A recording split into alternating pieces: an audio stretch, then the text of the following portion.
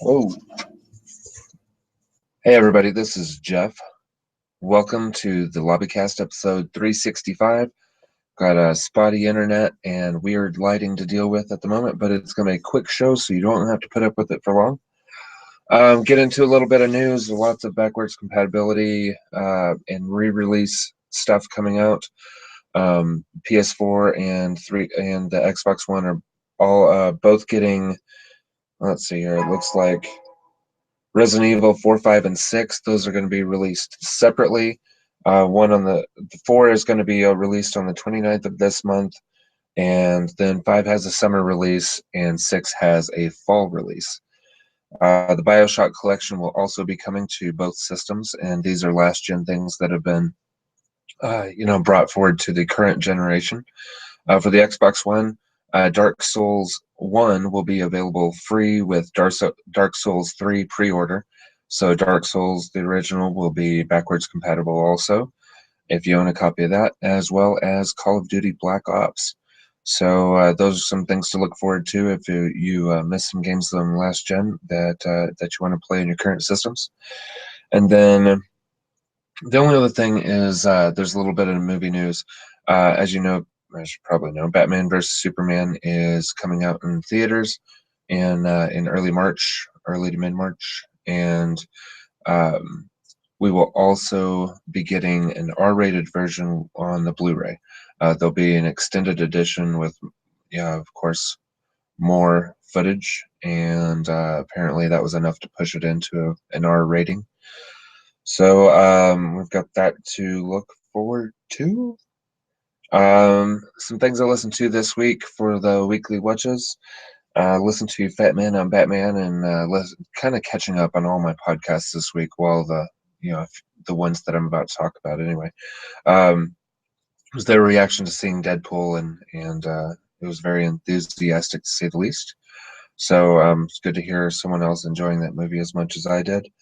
And then also listen to a couple episodes of Gamertag Radio, and just catching up with those guys to put on a great show. They just hit 11 years, I believe, and Danny just spoke at podcast gathering, so kind of a big deal for them again. Congratulations as always. And then catching up on the most recent episode of Remember When, which is not recent at all, but Paris Lilly from Gamertag Radio. This is another show that he does on occasion, and listen to their reaction to watching Star Wars. And of course, it was cool to listen to their opinions on that. As far as what I've been watching this week, I saw a really terrible movie in the theater. Esther and I went to go see The Witch, and I understand that it's getting lots of critical reviews, good critical reviews, and people seem to think it's creepy and all those kind of things, but I just thought it was awful. As a matter of fact, whenever the opening or the ending credits started rolling, Esther and I both started laughing because it was just bad.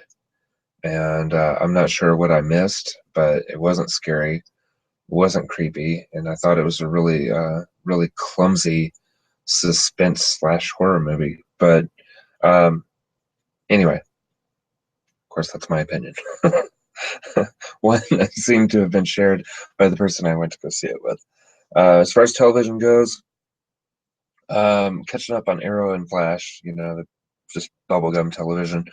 I'm enjoying 11/22/63. I've seen the first 2 episodes of that now, and it's really good. Enjoying that quite a bit, actually. iZombie, caught up on that now. Of course, I've been watching The Walking Dead and the companion show Talking Dead. The first 2 episodes after the mid-season break, both just really good. I've enjoyed them both quite a bit. So I'm excited to see where it goes from now. They've introduced a new character, which, for people who are familiar with the source material, kind of brings in some exciting and also some deadly times. So I got that to look forward to, and then I watched an episode of Comic Book Men. I don't know if it was the most recent one.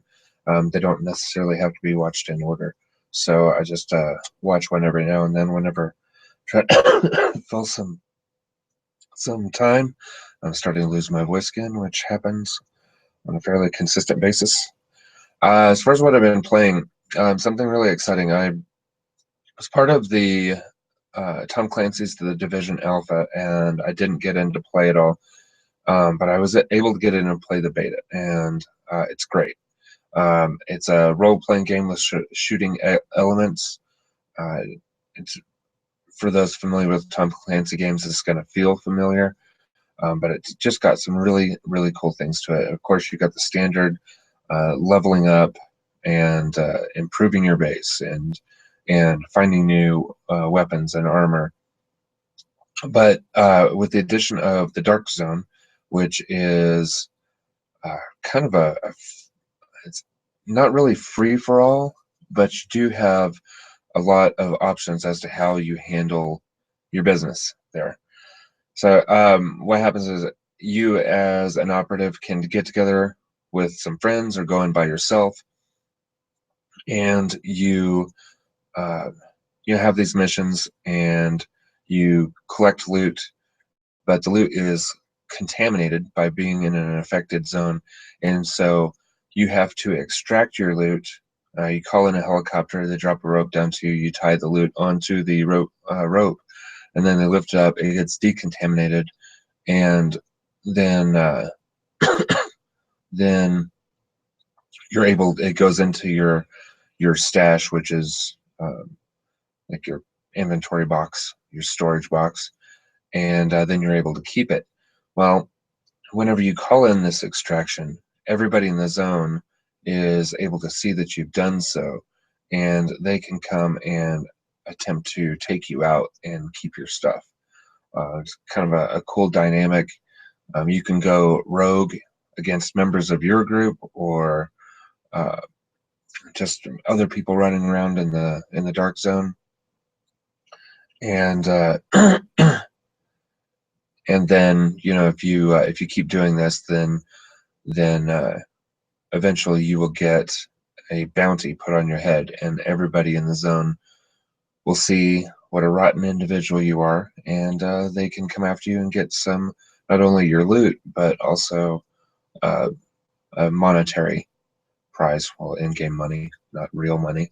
But it's very cool. Runs very smoothly. Had a great time playing with my brother.